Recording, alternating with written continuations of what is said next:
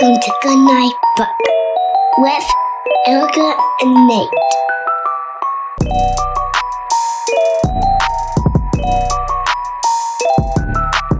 My house is in such a state that I just had to go to where I last saw it on the floor. It's like I had to imagine the floor. I know I saw it on the floor. And so I was like, it seems like it would be in Wes's room. That doesn't seem right. I'm seeing hardwood. So I went out to the living room and there it was. Thankfully, I found it. My perfect filing system worked. So I have little kids, and that's why everything's so messy all the time. You have an older kid. It's like a different kind of messy. Yeah, there's it's a contained messiness now where if she's in the living room with us, we're all hanging out together, maybe just like lazing about, drawing pictures, talking, dance party, various things that don't require like a lot of props. Mm-hmm. Yeah. But I never read this book to Olive. So no. I was unfamiliar with it. I had to go check it out from the library. Well, I read it to her, ended up reading it to her, and she was like, interesting. Some, not like a significant impression about it. Oh, a crocus. Because, 8-year-olds know about crocuses. Right. That's a spring blooming flower. Yeah. Oh, so I guess we know what time of year. Really trying to piece together the context. Yeah. It's a mystery to solve. Yeah, wanted to be more depth. Why do you think he's mad at his mom? So the book we're talking about, of course, this week is Runaway Bunny by Margaret Wise Brown with pictures by Clement Hurd. You might recognize those names. If you're related to them, you might recognize them as Aunt Margaret or Maggie. I don't know. And Uncle Clem. Maybe. Or you might know them from writing and illustrating Goodnight Moon. That's a good one. Mm-hmm. Yeah, we've already talked about that one. And you can really tell it's the same people, huh? Yeah, they've got a thing. They've got a vibe. Yeah. And it's real reds and greens. Yeah, I know. I think you've said it before. The Christmas vibe is strong. The power of Christmas is strong with them. Mm-hmm. With me too. Do you like Christmas? Well, who doesn't love Christmas? I do, but here we are. It's not Christmas, and it's not the season. 'Tis not the season. 'Tis not the season. Should we give our synopses? Oh yeah, for sure.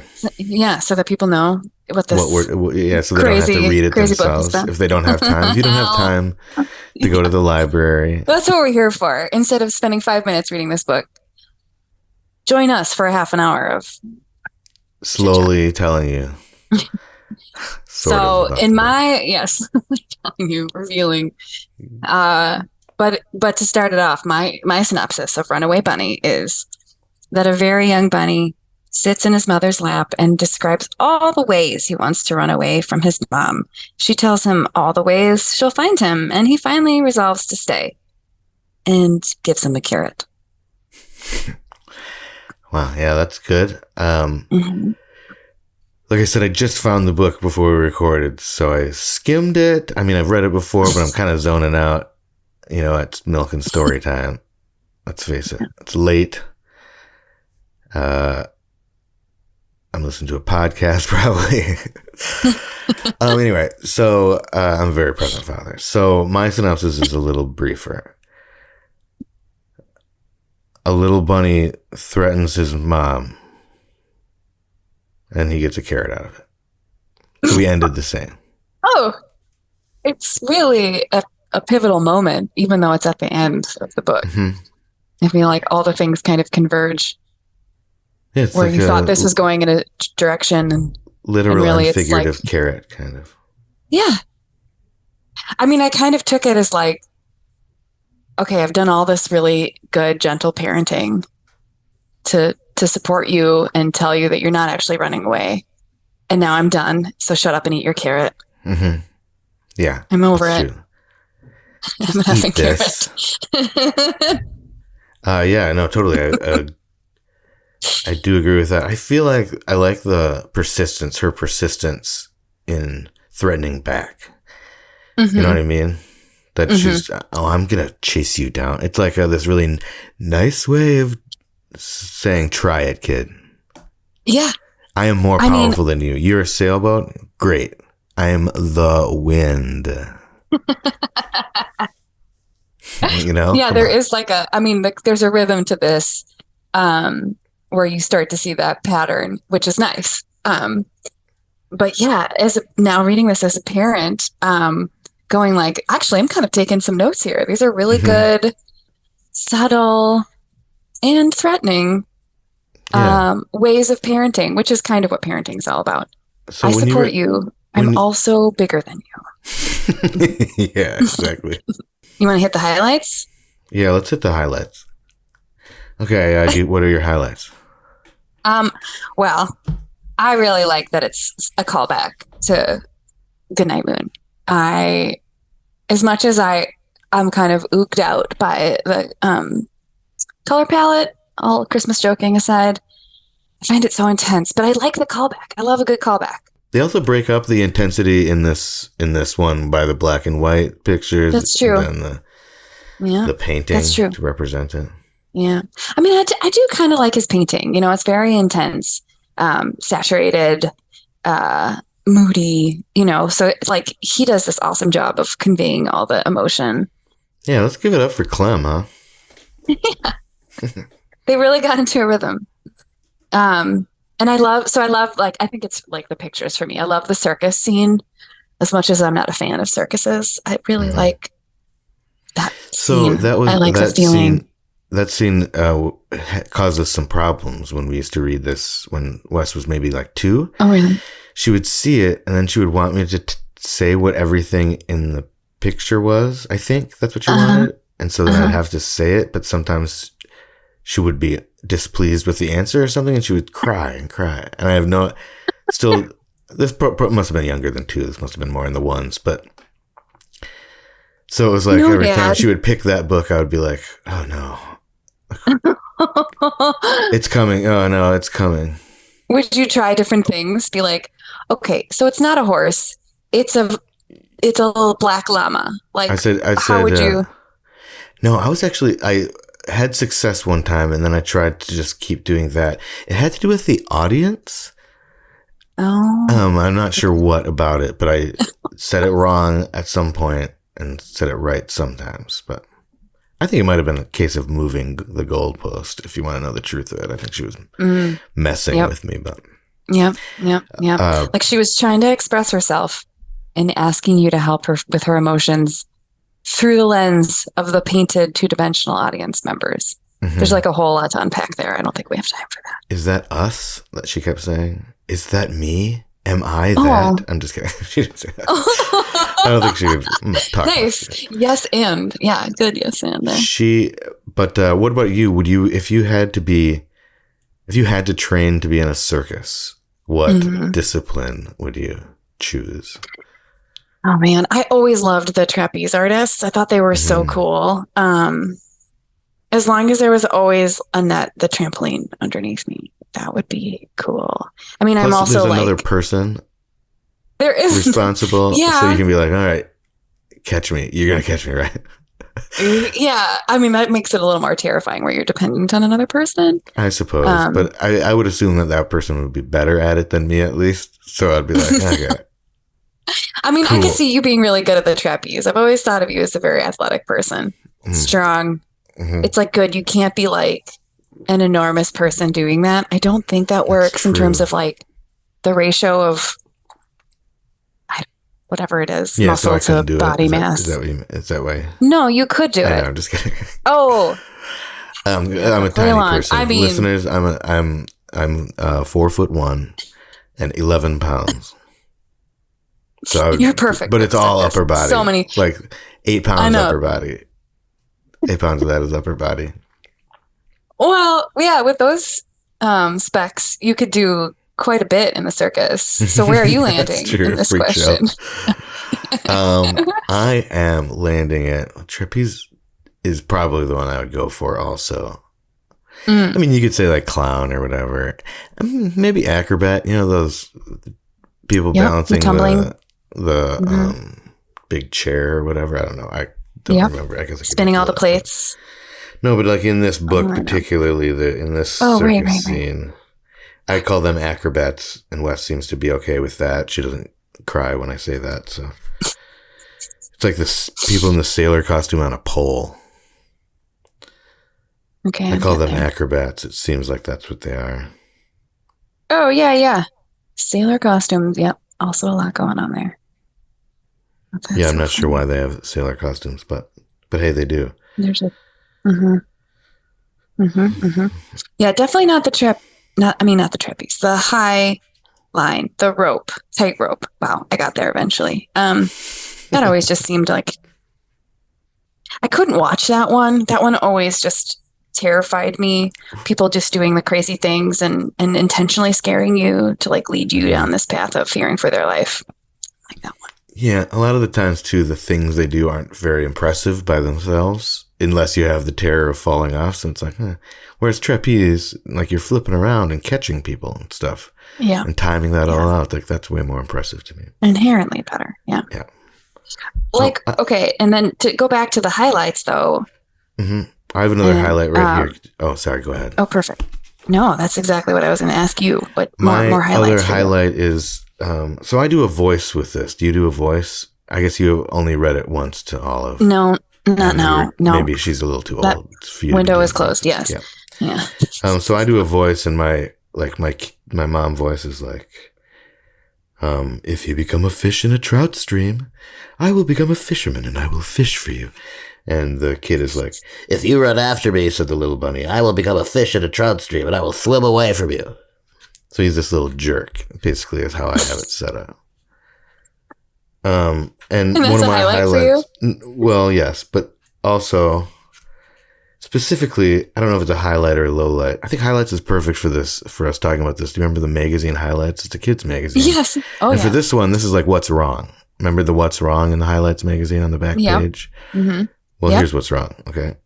After the wind blowing scene, you know, where he's a sailboat and then she's the wind, I guess.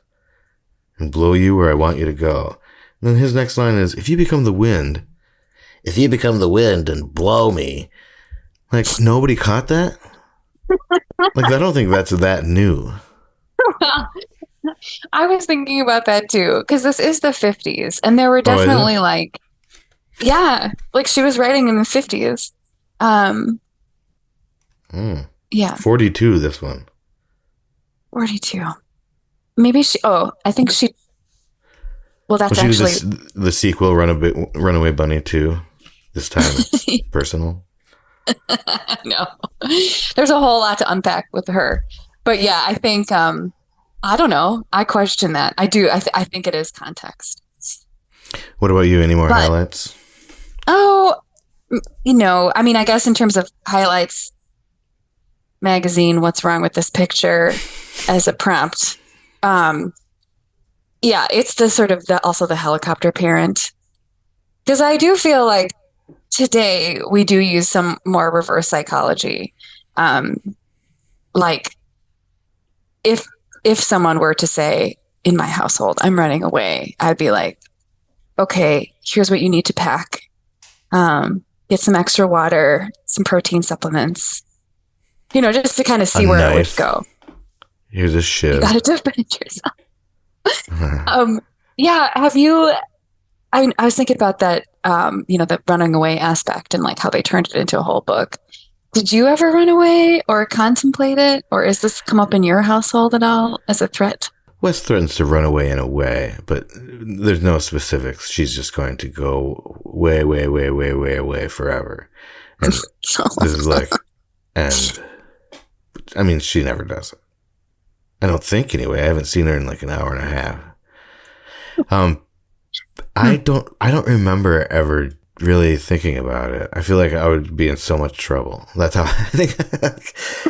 What I mean? Like, it wouldn't be weird that like they'd catch me. I'm like an idiot, and like they've got all my food. You know, they've got like Cheerio. They've got all my snacks. What am I going to carry? Cheerios and a gallon of milk with me? I don't think so. Right. No. So no, I don't remember that. What about you? Did you run away? No, no, I'm sure I talked about it. I remember like as an only child, like trying to engage my parents with like make believe all the time. And I remember one time pretending to be this girl who was a runaway. And I walked into the bedroom where my mom was hanging out. And I was like, and my dad had introduced the concept because he was playing with me. He was like, hey, there's this stranger, Candy. You know, I liked like those names in the 80s. Yeah. Candy's here and she's a runaway. My kid doesn't like candy too, but I know. And my mom was playing along, but I was like, I think I asked her something like, will you love me as much as your daughter? And she's like, no, I won't. I love my daughter more. And I was like really angry. And I was like, come on. I'm as good as your daughter. Like really embodied the role. And like couldn't figure out why I was so offended. You got jealous sibling rivalry with yourself. That's amazing. Yeah. That is definitely an only child problem. Well, it was, yeah. I think the game ended shortly after that. That'd be funny if you just like started trash talking yourself, Erica. Yeah, she's definitely not in school. She stole $20 from your wallet last week. And you think that I'm not as good as her? I know. And you blamed me. So hard being the adopted one. The adopted runaway. And I'm a little bunny. It sucks. My thumbs don't work right. Blow me. Effing carrots. Yeah, blow me. Give me a carrot. Give me a carrot. I think I had another question, but I don't remember what it was. Do you have any questions? Did this make? I don't know about anything. Oh, I have a good question. Can I ask you this question? Yeah. Mm-hmm. Would you rather be a tree that looks like a rabbit or a bird that looks like a bunny? Referencing, obviously, several pages in this book. I really like the bunny tree. I thought that was a good one. It was funny because I was paging through the book and stopped on that page first and was like, well, what's going on with this bunny topiary tree? Can't wait to find out. It was like a teaser for me. Maybe that should be the cover. Flying is cool, but I think it's on the cover. No, it should be. Maybe that should be the cover. It served to be such a good teaser for you. I feel like maybe we should write Maggie. Aunt Maggie. Well, or her estate. You don't think? I have a lot of good trivia about her. Oh, yeah? Like what? Yeah. She died very young. I'm sorry. I know there's a lot. Yeah, she died when she was 42. She died very young. She had many lovers, the last one being a woman. This was in the 40s. Was it an old woman, rabbit, in a rocking chair? Now it makes sense. All this where all this comes from. And then she ended up Mush.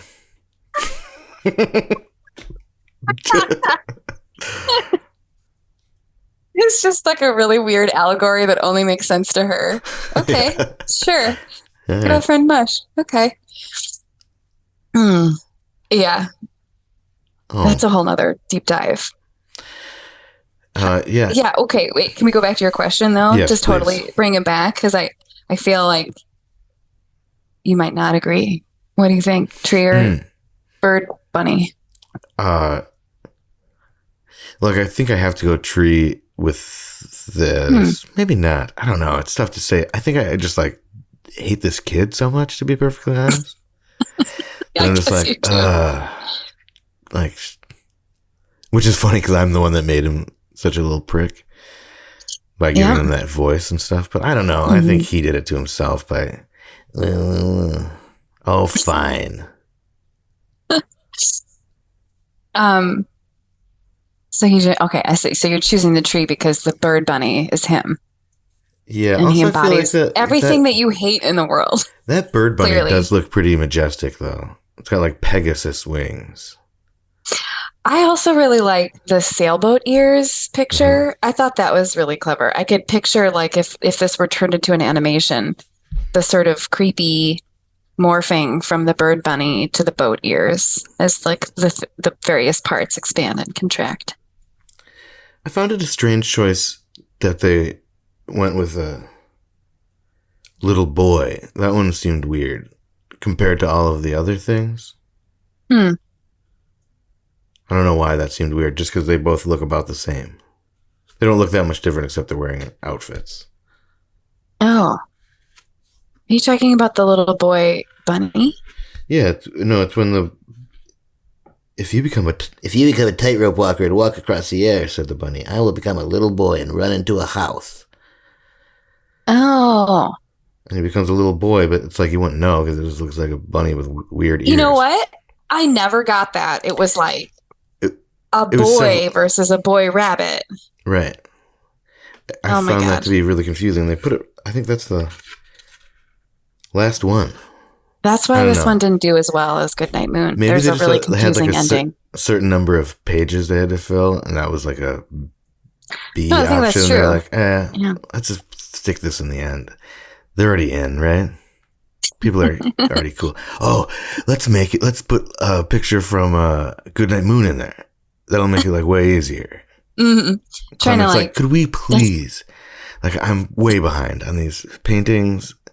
Could we just reuse one? Do you think? I got one that's a little bit of a throwaway from Goodnight Moon, and I can adjust a little bit. Put a bunny in there. I'm just gonna put a little bunny boy in there. Do you like this book a lot? Did you like this book? No, I mean, I'm not generally. I think as per our discussion with Goodnight Moon, I'm not a huge fan. I find her very confusing. I liked learning about her and her personal life and all her eccentricities. Because she died early. She died early. She was bisexual. The way you hate her, you were like, yeah. It was very satisfying that she had, right. yeah.